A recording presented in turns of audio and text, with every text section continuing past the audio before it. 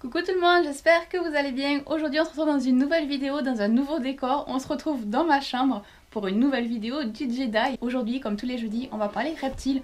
Là, je me retrouve juste à côté de ma femelle Antaresia, qui est toujours présente quand il y a quelque chose qui se passe devant, en pensant qu'il y a peut-être de la bouffe. Elle pense qu'à manger, c'est vraiment un ventre sur pattes celle-là. Aujourd'hui, je vais vous partager tout mon parcours depuis que je suis toute petite à maintenant, parce que je ne me voyais pas du tout avec cette chambre remplie de terrariums.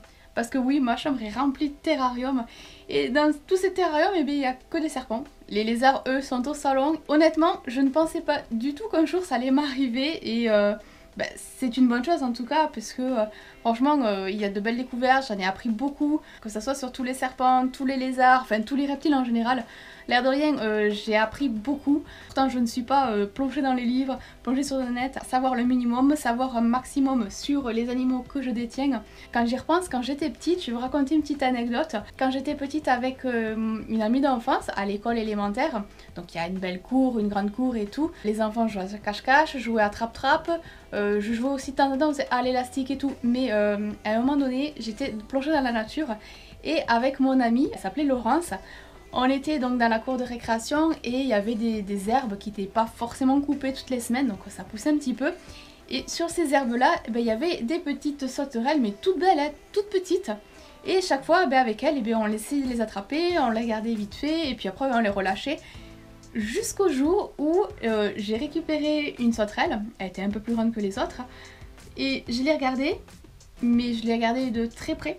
Et en fin de compte, depuis ce jour-là, j'ai vu les petits détails, les petits poils, les petits crochets, les petits détails que je ne voyais pas forcément à l'œil nu, que je ne faisais pas forcément attention.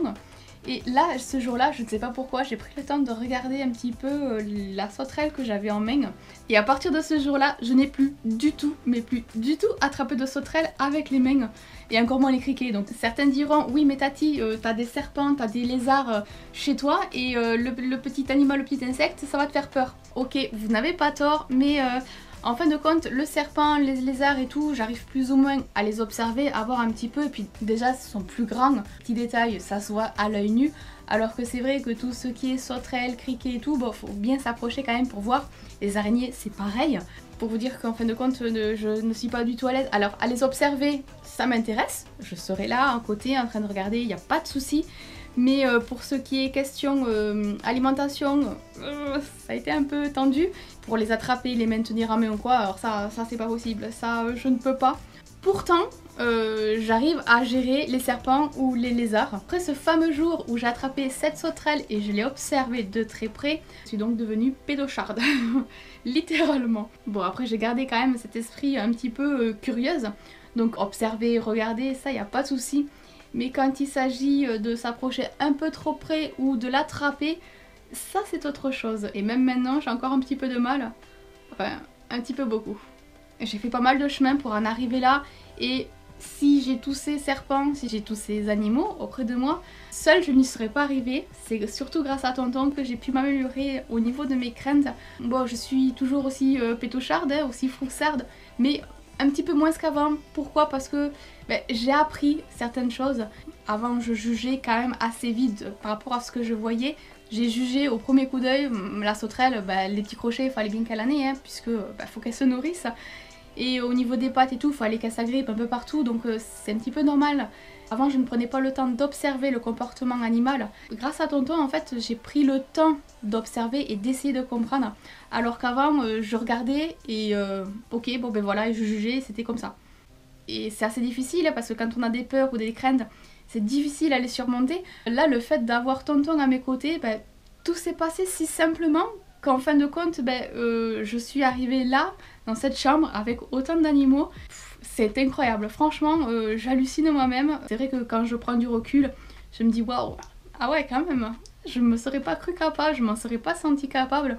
Tout ça pour vous dire qu'en fin de compte, avec le temps, bon, même si on est jeune et quand on grandit, on devient un peu plus mature, on mûrit un peu plus. Bon, pas tout le monde peut-être, mais dans la logique des choses, voilà, on grandit, on devient un peu plus mature.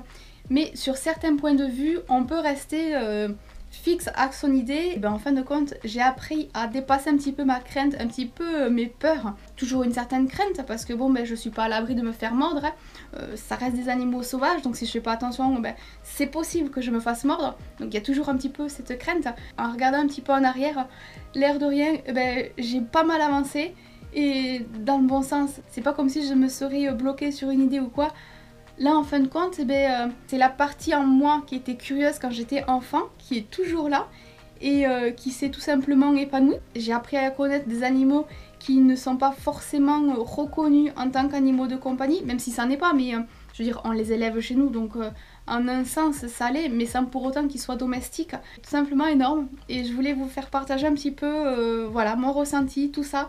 Je sais que certains d'entre vous, c'est juste comme ça pour regarder parce que vous êtes curieux, mais sans pour autant que vous en aurez ou sans pour autant que vous comprendrez certaines choses, cette passion-là. Mais je sais aussi que certains d'entre vous, vous êtes dans la passion des reptiles, donc peut-être que vous partagerez aussi les mêmes sentiments que moi. Enfin, je voulais vraiment en discuter avec vous, je voulais vraiment vous dire qu'en fin de compte, même si on a toujours cette petite peur, cette petite crainte, elle y sera toujours, ça c'est sûr, parce que bon, voilà, on est humain et je veux dire, on n'est pas à l'abri de quelque chose. On peut changer notre avenir en fonction de nos chemins, quel chemin on va choisir. Et à l'heure actuelle, le chemin que j'ai choisi d'emprunter, il me convient tout à fait et j'en suis très contente et très fière de moi. Bon voilà, cette vidéo est à présent terminée, j'espère qu'elle vous aura plu, que vous aurez passé un agréable moment. Si la vidéo vous a plu, n'hésitez pas à me soutenir de la façon dont il vous semble le mieux. Moi je vous laisse, je vous fais plein de gros bisous et on se retrouve très vite dans nos prochaines vidéos. Bisous, à bientôt, bye bye.